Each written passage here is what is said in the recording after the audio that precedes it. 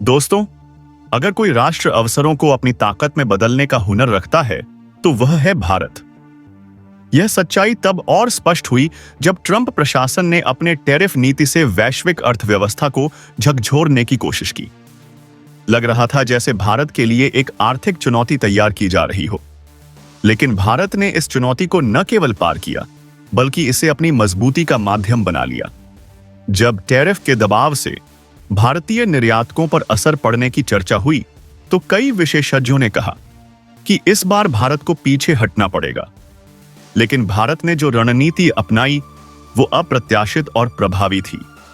आइए इस महत्वपूर्ण घटनाक्रम को विस्तार से समझें और देखें कि कैसे भारत ने आर्थिक तथा राजनीतिक क्षेत्र में अपनी स्मार्ट चालें चली। लेकिन इससे पहले इस वीडियो को लाइक जरूर करें और चैनल को सब्सक्राइब कर लें, क्योंकि आपका समर्थन हमें गुणवत्तापूर्ण सामग्री प्रदान करने की प्रेरणा देता। संगीत है सिनीत है। ट्रंप की टैरिफ नीति ने न केवल भारत बल्कि पूरी वैश्विक सप्लाई चेन को प्रभावित किया। जहां कई देशों ने इस दबाव में अपनी नीतियां बदल दी, वहीं भारत ने आत्मनिर्भरता की राह को और मजबूत किया। मेक इन इंडिया और प्रोडक्शन लिंक्ड इंसेंटिव स्कीम्स को तेज करने से घरेलू उत्पादन बढ़ा, जिससे अमेरिकी बाजार पर निर्भरता कम हुई। साथ ही भारत ने चीन से शिफ्ट हो रही कंपनियों को आकर्षित करने में सफलता पाई। सैमसंग, फॉक्स और अन्य बड़ी कंपनियां भारत में अपना उत्पादन आधार बढ़ा रही हैं, जिससे न केवल रोजगार सृजन हुआ बल्कि निर्यात की नई संभावनाएं भी खुली। यह कदम दर्शाते हैं कि भारत ने टैरिफ की चुनौती को घरेलू उद्योगों के पुनरुत्थान का अवसर बना लिया। 31 जुलाई 2025 को जब अमेरिकी राष्ट्रपति डोनाल्ड ट्रंप ने भारत के सभी निर्यात उत्पादों पर 25% टैरिफ लगाने की घोषणा की तो अंतर्राष्ट्रीय व्यापार जगत में खलबली मच गई। इसके बाद 6 अगस्त को ट्रंप ने भारत के रूस से तेल आयात करने के कारण अतिरिक्त 25% टैरिफ की चेतावनी दी, जिससे कुल टैरिफ 50% तक पहुंच गया। संगीत, यह कोई मामूली प्रभाव नहीं था। भारत के कपड़ा, रत्न और आभूषण, ऑटोमोबाइल पार्ट्स तथा समुद्री संगीत उत्पादों जैसे सेक्टरों पर इसका प्रत्यक्ष प्रभाव पड़ने वाला था। कई विश्लेषकों ने अनुमान लगाया कि भारत इस दबाव के आगे झुक जाएगा, लेकिन भारत ने एक सशक्त कदम उठाया। भारत सरकार ने तत्काल अपने वाणिज्य और वित्त मंत्रालयों को सक्रिय कर दिया। सबसे पहले टैरिफ के प्रभाव का मूल्यांकन किया गया।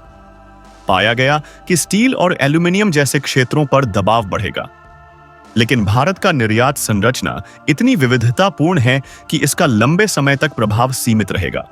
सरकार ने निर्यातकों के लिए वित्तीय सहायता पैकेज तैयार किया, जिसमें कम ब्याज दर पर आड़ निर्यात प्रोत्साहन कार्यक्रमों का विस्तार तथा कर रिफंड योजनाओं को तेज करने जैसे उपाय शामिल थे। इसके साथ ही भारत ने वैकल्पिक बाजारों की खोज शुरू की। यूरोप, एशिया, अफ्रीका और मध्य पूर्व जैसे क्षेत्रों में भारत ने अपनी निर्यात नीति को अधिक सक्रिय बनाया। ट्रेड रिसर्च इनिशिएटिव के मुताबिक इन टैरिफ से होने वाले $50 अरब के नुकसान में से भारत पहले 2 वर्षों में 10 से 5 अरब डॉलर की भरपाई कर सकता है, बशर्ते वह तेज व्यापारिक राजनय अपनाए। परिणाम स्वरूप जुलाई 2025 में भारत का अमेरिका को निर्यात 20% बढ़ा, जबकि आयात केवल 13% बढ़ा। यह आंकड़े दर्शाते हैं कि भारत न केवल टैरिफ के दबाव को सहन कर रहा था, बल्कि अमेरिका को यह भी संदेश दे रहा था कि उसकी आवश्यकता भारत को उतनी ही है जितनी भारत की आवश्यकता उसे। भारत की वास्तविक शक्ति उसकी राजनीतिक सूझबूझ में निहित है। ट्रंप ने भारत को टैरिफ किंग और मृत अर्थव्यवस्था जैसे कटु शब्दों से लक्षित किया, लेकिन भारत ने क्रोध दिखाने या संघर्ष का रास्ता चुनने के बजाय संतुलित दृष्टिकोण अपनाया। भारतीय विदेश मंत्रालय ने स्पष्ट कहा कि टैरिफ अनुचित और अन्यायपूर्ण है, लेकिन अमेरिका के साथ संवाद संगीत को जारी रखा। भारत ने यह भी साफ किया कि वह रूस से तेल आयात बंद नहीं करेगा, क्योंकि यह भारत की ऊर्जा सुरक्षा के लिए आवश्यक है। 2024 में भारत ने रूस से $47 अरब का तेल आयात किया, जो उसकी कुल तेल आवश्यकता का 36% था। भारत ने तर्क दिया कि यह तेल खरीद वैश्विक तेल मूल्यों को स्थिर रखने में सहायक है। जिसका लाभ अमेरिका और यूरोप को भी मिलता है।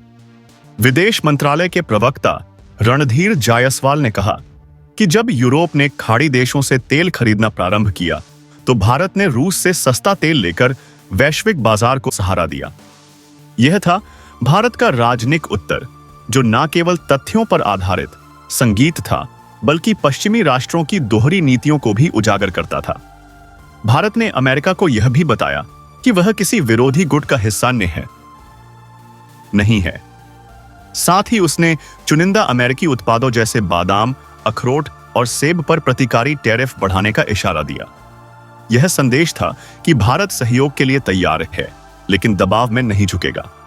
इसके अतिरिक्त भारत ने मेक इन इंडिया और ईज ऑफ डूइंग बिजनेस जैसी पहलुओं को और सुदृढ़ किया, ताकि अमेरिकी कंपनियां जो चीन से बाहर जाने का विकल्प तलाश रही हैं, भारत को एक वैकल्पिक उत्पादन केंद्र के रूप में देखें। परिणाम स्वरूप एप्पल जैसी कंपनियां भारत में आईफोन उत्पादन बढ़ा रही हैं, जो अमेरिकी बाजार में निर्यात हो रहे हैं। टैरिफ संकट ने भारत को नए मुक्त व्यापार समझौतों की दिशा में तेजी से आगे बढ़ने के लिए प्रेरित किया। यूके के साथ हालिया मुक्त व्यापार समझौता और यूरोपीय संघ के साथ चल रही वार्ताओं ने भारतीय निर्यातकों को नए बाजार प्रदान किए। इसी तरह आसियान देशों और मध्य पूर्व के साथ संबंधों को मजबूत करने से विविधता आई। ग्लोबल ट्रेड रिसर्च इनिशिएटिव की रिपोर्ट्स बताती हैं कि इन प्रयासों से भारत ने अमेरिकी बाजार की कमी को काफी हद तक पूरा कर लिया। साथ ही डिजिटल इंडिया और स्किल डेवलपमेंट कार्यक्रमों से युवा पीढ़ी को निर्यात आधारित उद्योगों में तैयार किया जा रहा है, जिससे लंबे समय में भारत की प्रतिस्पर्धात्मकता बढ़ेगी। यह रणनीतियां साबित करती हैं कि भारत ने आर्थिक दबाव को वैश्विक विस्तार का माध्यम बना लिया। अब चर्चा करते हैं भारत की उस क्षमता की जो समुद्री गहराइयों में छिपी है। दोस्तों, दुनिया का 70% भाग समुद्र से आच्छादित है, और जो राष्ट्र समुद्र पर नियंत्रण रखता है वही भविष्य का शासक बनेगा। भारत, जिसके पास 7,500 किलोमीटर लंबी समुद्री सीमा है, अब इस क्षमता को पूरी तरह समझ चुका है। प्राचीन समय में हमारे जहाज हिंद महासागर से अफ्रीका तक व्यापार करते थे। आज वही गौरवपूर्ण इतिहास दोहराने का समय है।